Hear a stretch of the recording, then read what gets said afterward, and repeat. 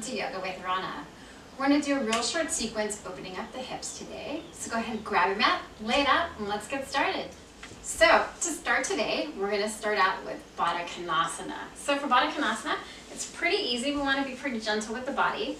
So feet come together, heels come together, knife edges down, toes come together, insoles are apart. So it doesn't matter how close or how far apart your feet and your hips are. You want it to be nice and gentle. So one option is to take a bolster or a block and place it under each thigh. It's just a nice way to get started. Just eventually let the hips kind of open up on their own and really focus on the breath. So we'll stay here for a couple of breaths. And just really letting the body melt. And then we'll move on, progress it up a little bit, add a little bit more. Nice. And if you feel rested and comfortable, we'll add a little bit more onto this. So rather than taking the feet, yanking them back toward the midline, we want to be gentle with the body. So planting the hands on the side of either hip, then we're just going to gently scoop the hips up just a tiny bit. Just notice how the body reacts. Maybe you want to come back to the bolster. Then you can take your hands to your feet, push the knife edge down, take your thumbs, and maybe spread the insoles a little wider apart. Still being gentle, using grace rather than force with our body. And just allowing the breath to become the focus as the hips slowly start to kind of open like a flower. And we'll stay here for a couple of breaths. Nice. You start to feel a little bit of an opening. Keep the breath focused. Nice. You can always push forward and come into a little bit deeper if you want. Totally up to you. What we don't want to do is push on the knees or shove them apart. We want the thighs, we want the hips to open on their own rather than forcing. We don't want to tear anything. I'm just going to stay here for a couple more breaths. Always focusing on the breath. And just notice maybe one side is a little bit tighter than the other. That's all good. It's just the uniqueness that makes our body, and uniquenesses are amazing. That's what makes us us. They're not deficiencies. All right, now we'll move on. So another option for opening the hips is to take a pigeon pose, which you see a lot in advanced classes. You can make a more extreme movement, like pigeon, or even do your back. So if you're on vacation, that will work to open the hips. So we're going to lay around. We're going to take a block. We're going to use a bolster, we're going to use anything else. So turn down the arm, walk your heels in. We're going to lift the hips a little bit and place the back to the lower back, which is for the other room. We're going to take our block. We're going to place it underneath one foot. So it says elevate your opposite it, and we're going to take it opposite leg. We're going to cross it over, coming into our feet before. Now, the way to do this is kind of how far in the block your heel is. You don't just not use the block and see this. So toes come back and start, and what we don't want to do is pitch it, push on the knee. Add a little stability, I can push it by a little bit apart. We don't use a lot of force. We just want to allow the hips to naturally start to open up. We'll go back to the block. Let's see here. I'm going to stay here for about 5 breaths. Until the breath takes us, we need to come out and push the pins out a little bit more. Even just split steps apart. We'll see here for a couple more breaths and swap sides. Nice gentle hip opener. Beautiful. And then we're going to swap sides. So see if I use the lower everything. Tight there. Opposite foot comes. Press on the block, press on the left. Leg comes up. As the ankle crosses over. And the person will be a little tighter. So get a little more careful with our push versus the proportional movement. Pressing back to the heart. You're going to and my hands right my hips are. You know, a little rough firm. Come into that. We'll see here for about 5 breaths. Nice gentle hip opener. Nice, and then just let it go. Then you can come from your knees. So if you come back, put this actually back, and then the knees kind of come together. See here for a couple breaths. Or you come to stick the Baddha. When you choose to stay gentle.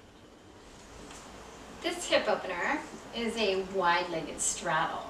So, you can also use the block. I'm just going to take the legs out nice and wide. So, if there's any tenderness back here, you might want to make sure that the heels are on the mat.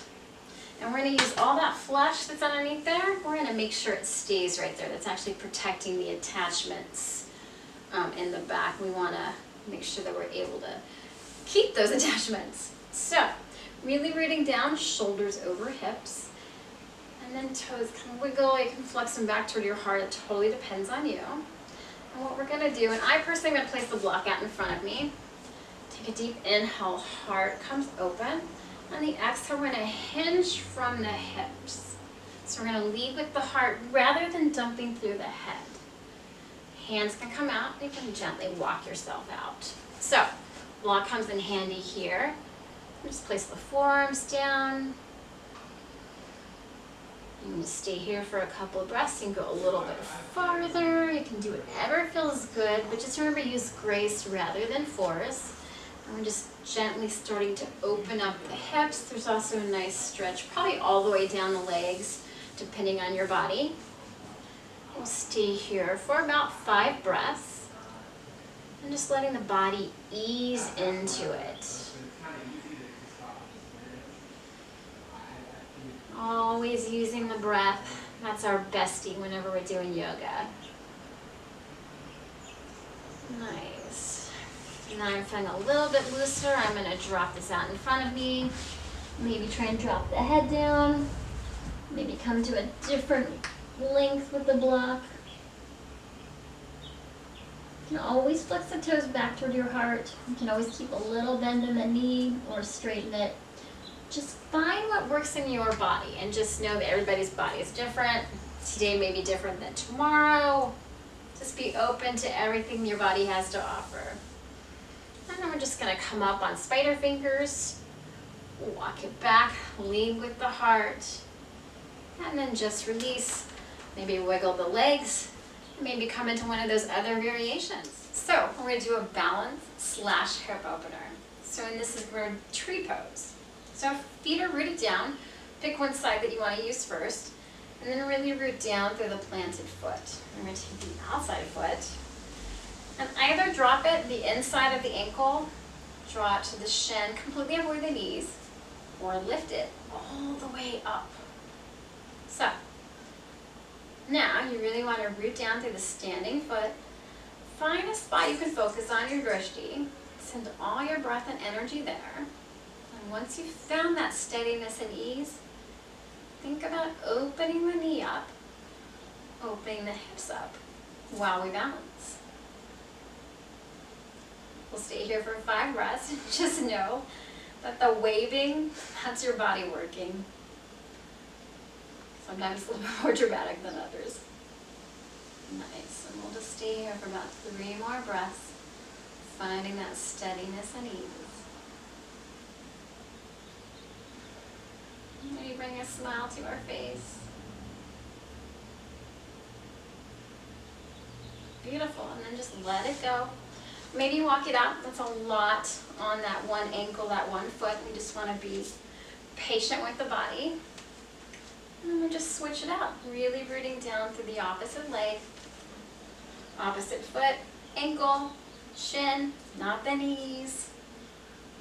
Maybe coming up. And always know if this is the place that you want to be in, this is a little bit difficult, you can come onto a wall and then work on creating distance. Maybe hands come into a different variation, grow your branches. And finding that spot you can focus on. Sending your breath and energy there. And then beginning to open up the knee without pushing. Maybe swaying in the wind. That's what trees do. They bend rather than break. We'll stay for 5 breaths. All the while working on our balance, opening up the hips, and smiling, and swaying. It's all good. Nice. And then when you're ready, just gently letting it go. Both feet come to meet each other, maybe walking it out, and then moving on. And that was a few asanas on opening your hips. I hope that you enjoyed it. Always know there are modifications can be made in any asana to make it accessible. So thank you for coming to Yoga with Rana, and have a wonderful day. Namaste.